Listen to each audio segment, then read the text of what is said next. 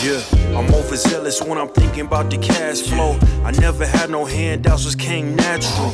I've been tested so much, all these wrestlers nice. All these different situations that I've been through. I seen pain trying to creep in through the window, but now I'm sliding through the hood.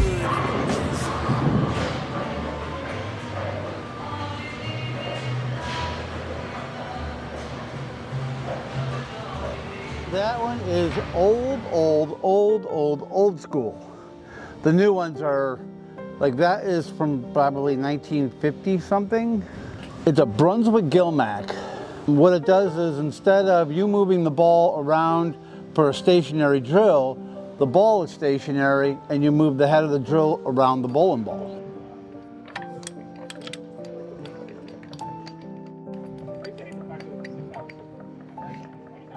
I've been doing it for 40 years. Yeah, I've been doing it since I was before the military, which was like 20 years old. I started out, I was a decent bowler, and I ended up at a post that had a pro shop, and I got to be good friends with the pro shop operator, and he started showing me stuff and teaching me stuff, and then I went to classes and seminars and read books and just got better at it. I gotta do a quick measurement on this ball over here. It's quarter reverse.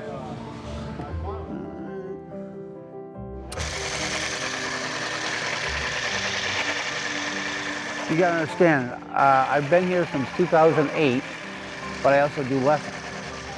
The two sort of work hand in hand, because if somebody don't have a ball drilled properly or whatever, it's kind of hard for them to be a better bowler.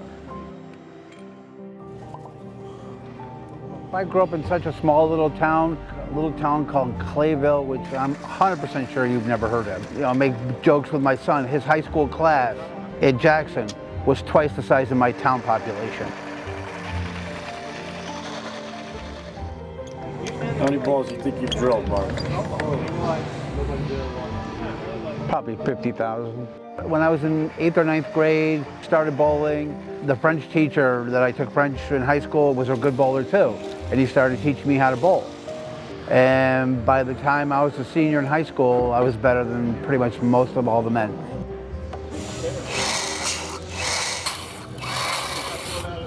Just rounding out the edges, because if you leave them really sharp, they have a tendency to crack. So you round them out. I can tell if somebody works with their hands, somebody doesn't work with their hands, the kind of job they have. I could, you know, whether they've broken an appendage, I could literally tell that by, you know, looking at somebody's hands. All right. Check the thumb.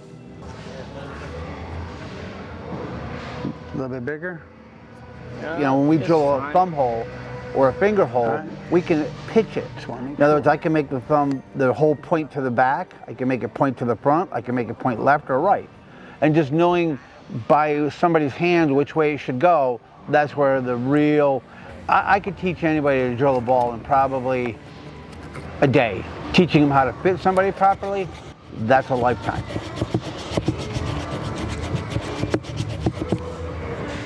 Try that now.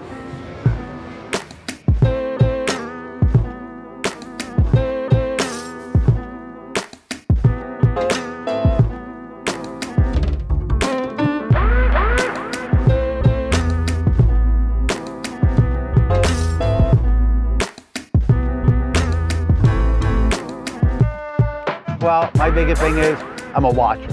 I love I'll sit there and watch people and just go, oh, that wasn't good. No, that guy really needs, you know, I'll just little critique him in my mind. That's all I do. The young kid that was here, we've been working on his game, and we're just really doing some fine tuning with his release. Better. Like if somebody's, you know, they were talking to me and said, I'm about a 220 average bowler, I only got to make them take one shot, and I know whether they are or they're not.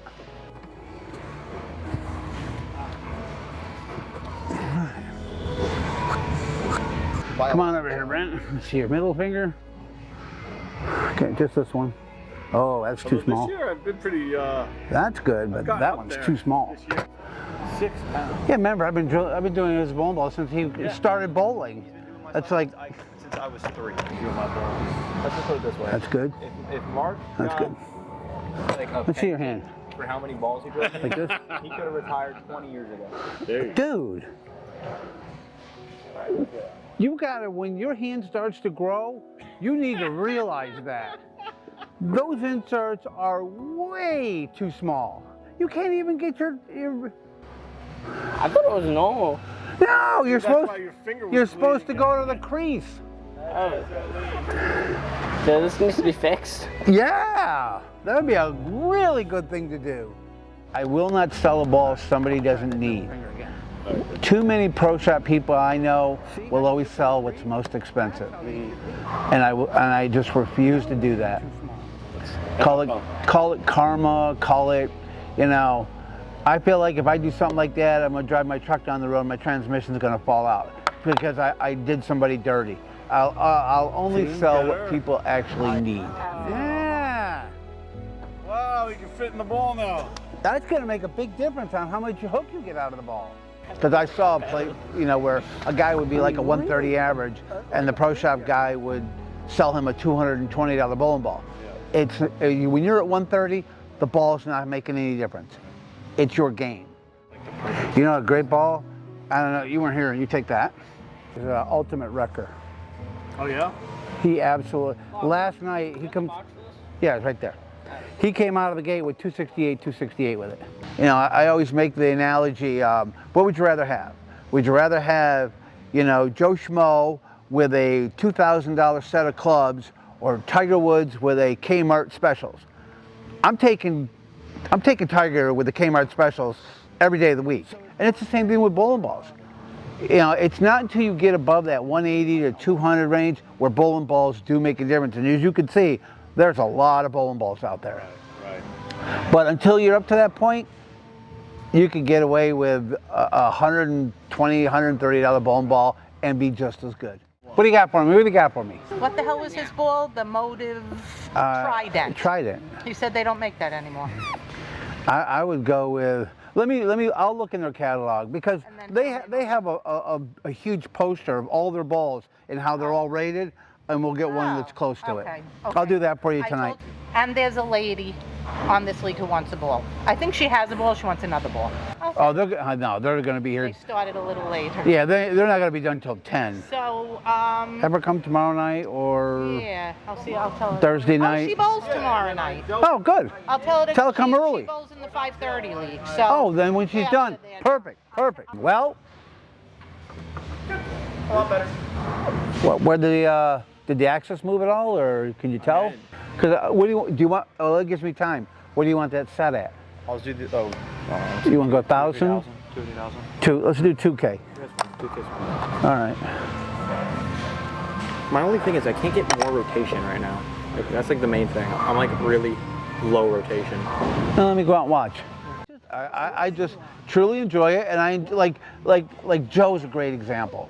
I started teaching Joe when he was 5 years old, and to see him blossom into, you know, a collegiate level bowler, and he bowls for the Purdue Boilermakers, and they ended up #2 in the country, and he's a freshman, and he ended up being the anchor on their team as a freshman. There's a national level tournament called Junior Gold.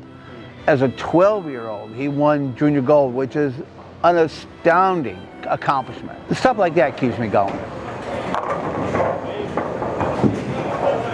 Showing off for the camera? Would be the first time I do that. I know. How many national championships have you coached?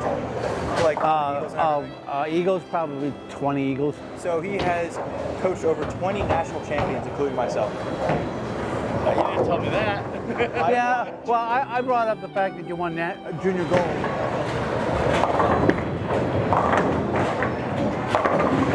So that one you stayed in a little late, Yeah. but compared to the first one. I'm just working on it. Trying to get it off. Are you still worried about getting it off your hand? Okay. I think there's, you know, I know you got that cup wrist. The question is are you maintaining it or are you losing it? That was a good shot. But you're still not, you used to get the hand out, like you said, quicker. Try to do, Like just yo-yo? unhinge it. Like yo-yo the crap out of it? Yeah. I want to see where it goes out.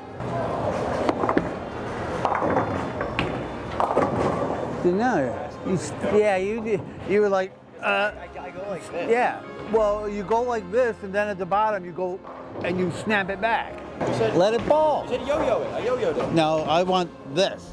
See, that's better. See, that didn't walk out onto the lane, that got into the lane. That's what we're looking for. I know when you're in college, when you start lofting it a lot and they start drying out, the ball's just going to be so erratic. Now, on this one, just for shits and grins, wail around the ball. Wail around it. Move your 4 or 5 boards left. Turn it now, turn it. Dude, that was the best ball you've thrown all night. Without even a remote difference. That is the best ball you've thrown. That ball was rich. You got out of it super clean. You had great side roll on it. Great back end. That was your best ball of the day. Sometimes on the road to glory, you gotta press the brakes. I got a lesson plan for all my past mistakes. I swear I'm proud of all my best and my worst days. Proud of all my feet when I touch the ground. Front of ain't it Beijing, man, ain't know the sound. I know guys will drill a ball, hand it to them, and say, good luck. I can't do that. Especially if there's somebody who's a novice just starting out. I'll go out there on the lanes and I'll watch them, make sure things are going like they're supposed to go. If they get a ball and it don't work, I'd rather just attack it right then and there and fix whatever the issue is. I will always go out, watch them, take the extra time to make sure things go right. I've been through hell and back just to live this life. I'm faced with a lot of different choices these days. Do a rock and roll, legs account a blue face.